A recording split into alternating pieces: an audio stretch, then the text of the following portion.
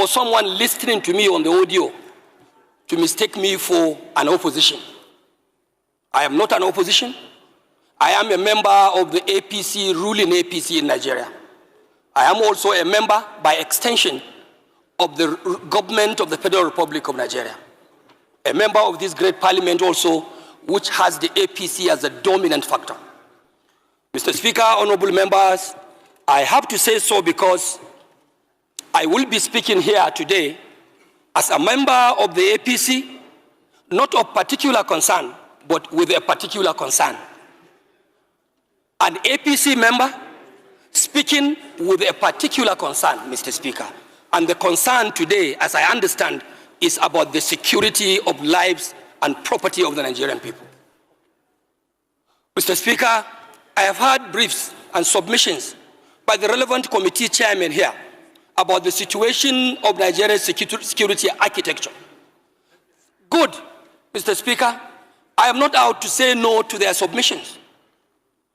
Of course, that is what they have to report to this House.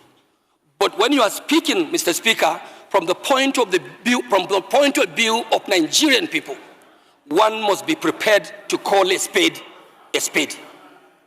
Mr. Speaker, I am therefore prepared to say that no matter what the government does, my government, led by Bola Ahmed Tinubu, the APC government, my party, and despite all the submissions of the efforts of all security agencies that were meant here through their respective chairmen, I want to say that yes, the government is doing its best.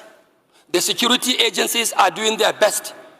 But I want to say with every sense of responsibility and without any fear of equivocation that their best is not good enough. It is not good enough because the security situation in Nigeria today, Mr. Speaker, it is horrific.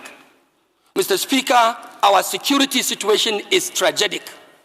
Mr. Speaker, the security situation, especially in the north where I come from, is devastating. Mr. Speaker, our situation in Nigeria today in the area of security is unspeakable. It's unspeakable because our people are left ravaged in serious tension, fear, and desperation, all because we are lacking and reneging in our institutional and collective responsibility as a government. Mr. Speaker, the fact remains the same, and like every one of you here would say, that the responsibility of every democratic or elected government, even military governments, Mr. Speaker, fundamental responsibility of government is the security of lives and property of its own people. Mr. Speaker, what we have today is like a failed security. What we have today, in my opinion and in my views, Mr. Speaker, is like for me to quote in the words of the popular Bob Marley in his own song in those days in the 80s, when he was saying, war in the north, war in the west, war in the east, and war down south. Mr. Speaker, today, Nigeria is operating under a complete war against humanity. And this House must not only continue to chant slogans, move motions, take contributions from members. We must have to step up and rise up to the expectation of our own people. And that expectation must be beyond making pronouncement on the floor. Mr. Speaker, we have to step our institutional mandate. We have to step our institutional commitment and determination to protect the lives of the vulnerable people. Mr. Speaker, you rightly said in your remarks that you were in Kebbi State. As God may have it, Mr. Speaker, I went to Kebbi with you. I saw how the governor of Kebbi, who is the chief security officer of the state, speaking to the delegation of this honorable House in nostalgia, Mr. Speaker, with a very heavy heart. At a point, I would not miss to say, I will not be mistaken to say that I saw the governor weeping in the heart. This will be the same situation everywhere you go, in the south or in the north or in the east or down in the west. Mr. Speaker, our governors are not only overwhelmed, it's like they cannot even do it. The responsibility of security, Mr. Speaker, of course, by the constitutional provisions, it is a sole responsibility, more of a sole responsibility to the center. I agree with whoever may say, of course, governors in the subnationals are also accountable, and they must be held responsible for the security of lives and properties of their people. Mr. Speaker, I want to say that in virtually all of our constituencies, given the opportunity, everyone here can rise to tell you the account of what is happening. Mr. Speaker, it is not religious. Mr. Speaker, it is not even political. This fight and this menace of insecurity in Nigeria is something that does not have any identification of one's party or one's religion or one's tribe whatsoever. It is a calculated attempt to demoralize Nigerian state. And if care is not taken, Mr. Speaker, even for those of us who take politics more seriously, we'll have a very big question to answer at the end, because it is like this unnecessary insecurity going on. This is a high level of conspiracy targeting our political processes. As we are approaching 2027, Mr. Speaker, we will all be expected to have a peaceful conduct of our polls. How do you have that if our communities, local communities, are plunged into crisis, into banditry, into kidnappings in the churches, in the mosque, even down in the oil-producing area, which is our economic live wire? Production of oil, crude oil, is being unfortunately undermined by militia groups. So it is like a collective thing that we must put our hands on deck and call whoever is responsible, sir, to order. Order, order, and order. And this House must not take for granted that we are not part of the government. If the government is wanting, this institution of the legislature is a component of the government itself. We have to look inward to ourselves and see what more of oversight functions, like some members have said, are we going to make? Are we going to provide? Mr. Speaker, we can even declare legislative emergency. Close the House, shut it up. Who are you legislating for? What laws are you making when the country is running in blood? The country is running in blood and tears. You cannot go, the farmers cannot go to farm. Our traders cannot go to market. Worshippers cannot go to mosque, cannot go to churches. Then what are you legislating here? Mr. Speaker, if the government is not prepared to actually do the right thing that will protect the lives and property of our people, I urge on you, I urge on this honorable House, as a House of the people of Nigeria, to stand up to pay the supreme cost. And that is no more than to shut this House down and to call emergency on any legislative issue and wait until the right thing is taken by the government of the day.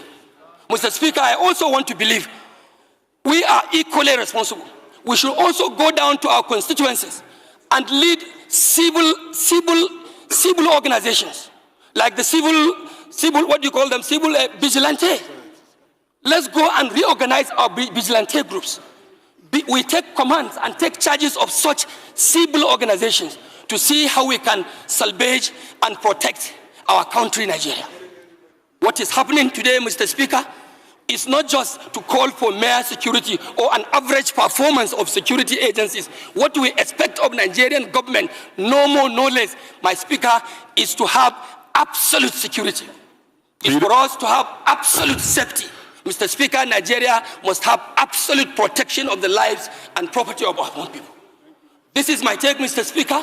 And I also want to use the opportunity to tell you that my immediate constituency, which is enclave at the southern part of my state, Kano, is also undergoing serious danger, because in the constituency, we have what we call the huge Falgore Game Reserve, lying in between Kaduna State, Plateau State, Bauchi State, through Ningi and Bura, Mr. Speaker, and also contacting some part of Jigawa State to the axis of Turkey.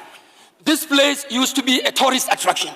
Many people coming, including tourists from abroad. But because of the dilapidating security situation in my state, Mr. Speaker, today, abduction and kidnappings, not only in the forest, in our homes, has become a daily affair, a daily occurrence. Just like what the pharmacist may prescribe to you in the hospital to ask you to take Panadol once in the day, in the morning, one in the afternoon, and another one in the evening. That is how kidnapping is so prevalent in my federal constituency. This place that used to be an attraction for tourists, it has now become like an extension of the Sambiza forest in Borno State. So we have to definitely do something. Mr. Speaker, I may not have enough time to continue my submissions, but I want to thank you so much for giving our members this opportunity to speak.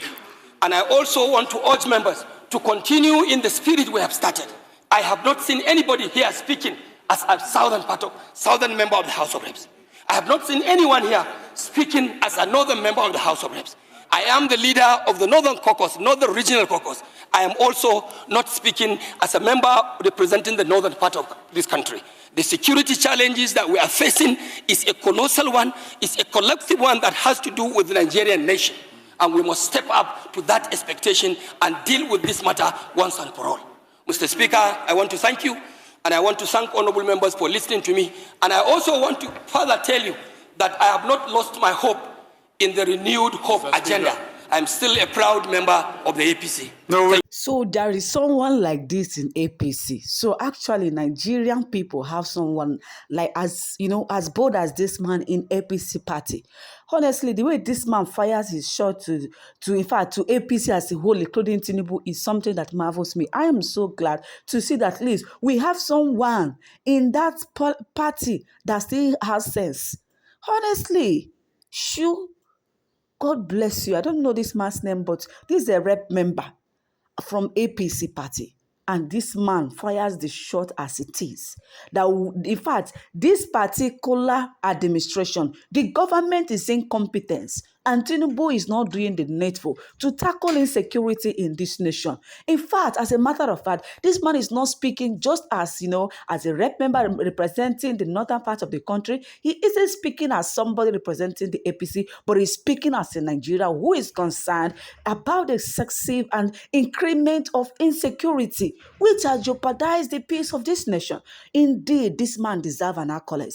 I don't know how you will see this, but to me, I think this man has done extremely well. If you look at these days, both the rep members, the senators, people are now speaking up. They are now speaking as if, the Spirit of God enters them, inside them, and they start, behaving the way they are not behaving.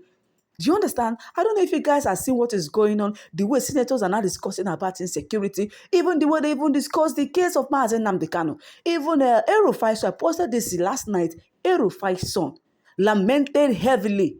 This guy fires shots. He disagrees with the sentencing of Mazen Nnamdi Kanu. Why a notorious criminal who has, murdered thousands of people, both Nigerian soldiers and civilians, made people to desert from their villages and communities. This man was sentenced only to 20 years in prison, while Mazen Nnamdi Kanu only because he advocated for the freedom of his people. He protected his people. He defended his land. That is his only crime for broadcasting all the way from faraway land, and he was sentenced to life in prison. That shows that there is injustice against Igbo. It shows that the law in the country is of two types. One for Igbo, which is meant for marginalization against them, and the other one is for favoritism to others. It is really, really a shame that Nigeria keep working in this manner. I pray that at least this people could be able to do the needful. If they know they can't do the needful, regional government or probably division.